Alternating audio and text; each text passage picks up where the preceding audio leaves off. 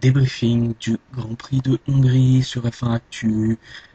Alors voilà, il est terminé hein, ce Grand Prix depuis maintenant quelques heures. On va pouvoir évoquer les différentes surprises, les mauvaises surprises comme les bonnes.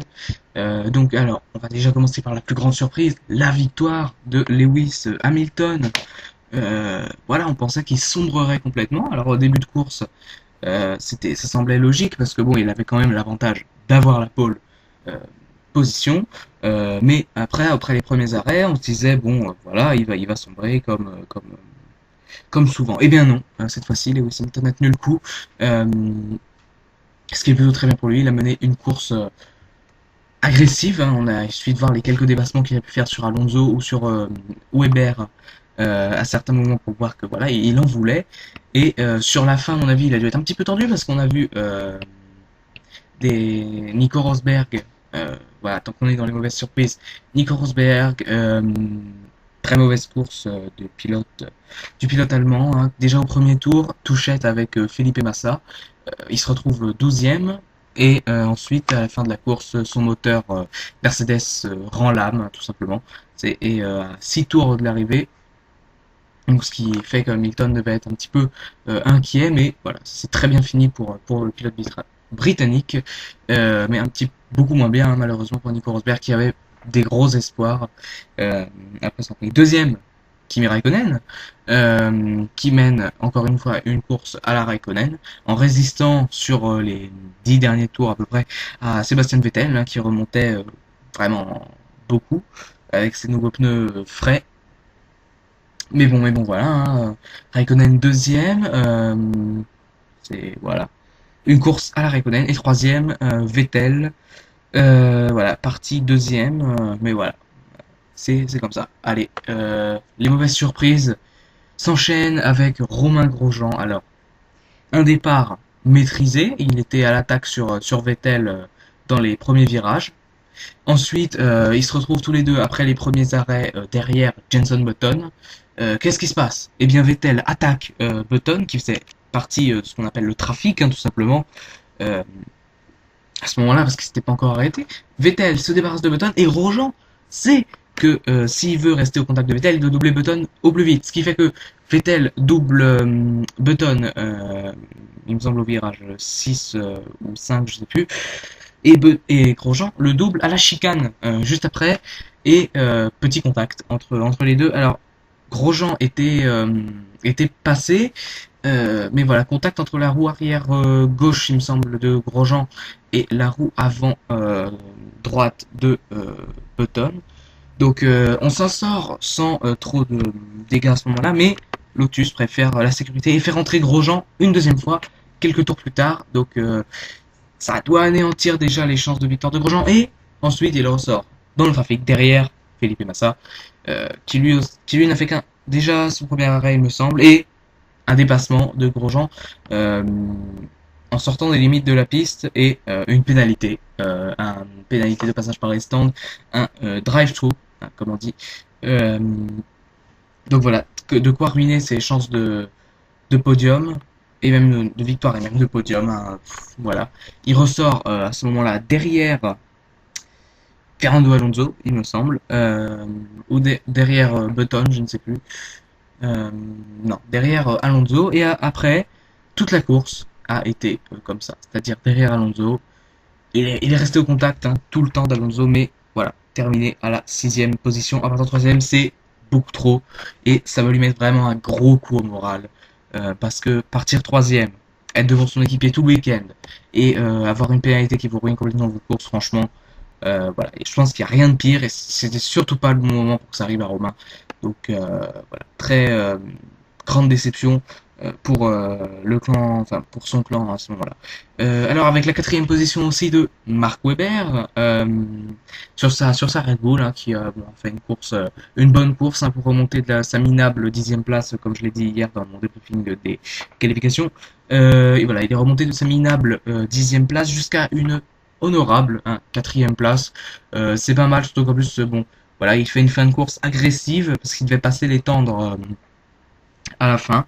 Un petit peu comme Vettel en Chine, sauf que bon, bah là il a pas pu se battre pour le podium, hein. Vettel était déjà loin devant, mais course honorable, hein, en partant de la 10e place, il pouvait, je pense, pas espérer mieux. Cinquième position donc pour Alonso, hein, j'en parlais, qui a complètement perdu le. Voilà, on s'attendait à ce qu'il fasse un bon départ, une bonne course, une course à la Alonso, hein, on va dire. Et ben non, il a tenu sa position, menacé, je rappelle quand même, par Romain Grosjean pendant la deuxième moitié de course, hein, à peu près. Donc voilà, c'est pas le Alonso qu'on attend, et c'est pas le Alonso qu'on va voir. Soulignons aussi la bonne performance de Pastor Maldonado qui termine en 10e position et qui permet à Williams de marquer son premier point, hein, de l'année. Williams qui a bien plutôt bonne surprise du côté de Maldonado. Bon, par contre Bottas casse moteur dans le dernier virage, bon ça arrive. Il y a eu deux casse-moteurs, hein, donc Nico Rosberg et Valtteri Bottas. A noté aussi les abandons d'Esteban Gutiérrez, Paul Di Resta et Adrian Sutil. Donc, alors, il partait 8ème, Daniel Ricciardo. Il a terminé à la 13e place derrière, je souligne ça, derrière Jean-Éric Vergne. Ça veut faire du bien au moral de Jean-Éric, parce que se dire qu'il part 6 positions derrière son équipier et qu'il arrive à terminer devant, franchement, chapeau Jean-Éric, voilà, il n'y a rien d'autre à dire. Il a fait une course correcte. La Toro Rosso n'était pas euh, la voiture euh, qui performait cette fois-ci. Alors, chapeau, terminé devant Daniel, en partant avec 6 positions de retard, et en plus, avec un mauvais départ, parce qu'il se retrouvait, il me semble, 16e après les premiers virages. Franchement, chapeau, Jean-Éric. Pour moi, ça semble être le meilleur français, hein, aujourd'hui. Ensuite, on retrouve Charles Pic en 16e ou 15e, non, 15e position. Mais derrière, Guido van der Garde, euh, première fois en course que Charles Pic doit s'incliner face à Guido. Suit ensuite en 16e position Jules Bianchi et ferme la marche. Comme d'habitude, Max Chilton. Alors, que retenir de cette course? Eh bien que les Mercedes sont plutôt bien. On a vu par exemple là Hamilton faire une course bien, honnêtement. Ils n'ont pas énormément souffert des pneumatiques. Alors évidemment, on pourra toujours les critiquer en disant que bah c'est à cause du fait qu'ils ont fait leur test avec Pirelli et tout. Mais je ne pense pas parce que Pirelli a apporté de nouvelles gommes. Voilà. Enfin, des nouvelles structures de pneus. Donc en tout cas voilà, la déception, hein, quand même, ça semble être la plus grande déception du jour. Celle de Romain Grosjean, hein, franchement, parce qu'il partait troisième, on le semblait pouvoir gagner peut-être cette course, ou au moins, dans le pire des cas, comme il a dit, comme Eric Boulier l'a dit avant le départ, au pire des cas, un podium, et là, terminé en 6e position. C'est tout simplement, voilà, il n'y a rien d'autre à dire. Euh, c'est trop, c'est trop. Il faut vraiment qu'il fasse une deuxième partie de saison impeccable, aucun accrochage, aucune pénalité, et des gros points à chaque fois, parce que sinon il risque de ne pas conserver sa place au sein de Lotus et même au sein de la Formule 1 en général. Ce qui serait très mauvais parce qu'on sait que c'est un garçon qui a du talent. On sait que c'est un garçon qui est rapide, qui est vite sur un tour, mais qui est trop souvent impliqué dans des petits accrochages. Alors c'est sûr que c'est beaucoup moins grave que l'année dernière, où il y a certains qui lui ont valu des courses de suspension carrément. Mais là, c'est quand même. Voilà. Est-ce qu'on peut quand même récapituler? La première course de Romain Grosjean, il termine 10ème. En disant que la voiture marche pas très bien, on a du mal à y croire, hein, mais bon, pourquoi pas. Deuxième course, en Malaisie, il termine devant Raikkonen en 6ème position. Là, c'était pas mal. Troisième course en Chine, et ben voilà, partir 6ème, terminer 9ème, rien d'autre à dire.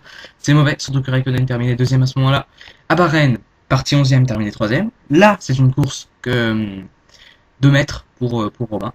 Et ensuite s'ensuit la grosse série noire. Espagne, 8ème tour. Sa suspension arrière droite casse. Rien d'autre à dire, c'est l'abandon. À Monaco, 3 accidents, 2 aux essais et un en course. Il escalade littéralement le Toro Rosso de Ricciardo. Au Canada, 10 places de pénalité. Il s'élance dernier et il termine 13ème, hors des points. Grande-Bretagne, une course difficile, un aileron avant cassé et l'abandon également. Il s'est bien relancé en Allemagne, et là, on le voyait, moi je le voyais honnêtement parti, peut-être pour jouer la gagne, hein, on voit dans les premiers virages, il est agressif, il est vite, il agresse complètement Vettel, et bon, pas encore Hamilton, parce qu'il était encore à son niveau, mais voilà, il cherche vraiment à performer un max, et voilà, c'est deux petits incidents qui ruinent complètement une course.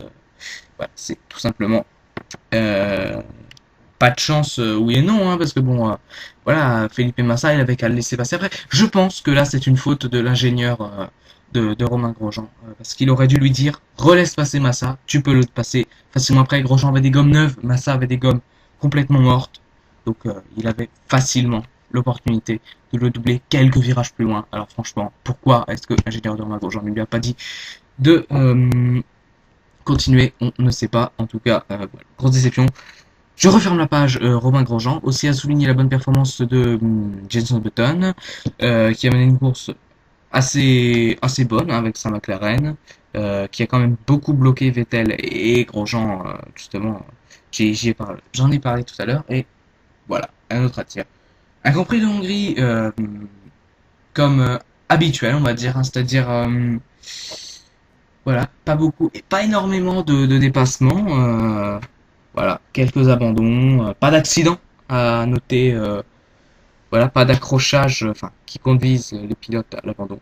D'ailleurs, je rappelle vite fait, rapidement, que Romain Grosjean est sous investigation pour son contact avec Jenson Button, et s'en suivra peut-être une pénalité pour le prochain Grand Prix de Belgique, ce qu'il ne faudrait vraiment pas qui arrive, parce que là, pour le coup, à mon avis, sa saison serait complètement terminée, tout simplement. Voilà.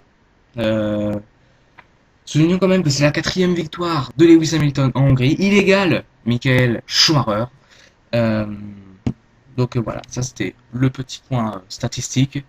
Et Vettel, eh bien, ne remporte toujours pas hein, ce Grand Prix de Hongrie. On le voyait parti pour en début d'épreuve, mais voilà, c'est comme ça. Euh, Tant pis. Mais écoutez, en attendant,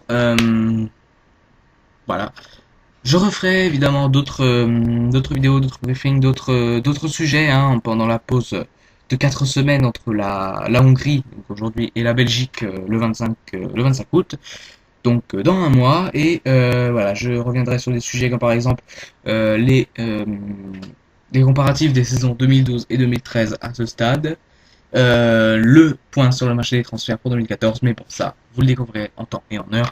En attendant, à très bientôt et voilà, en attendant, j'espère que vous avez apprécié quand même ce Grand Prix de Hongrie. Moi, je l'ai quand même apprécié. Et voilà, rien d'autre à dire de plus. Une déception pour certains, une bonne surprise pour d'autres.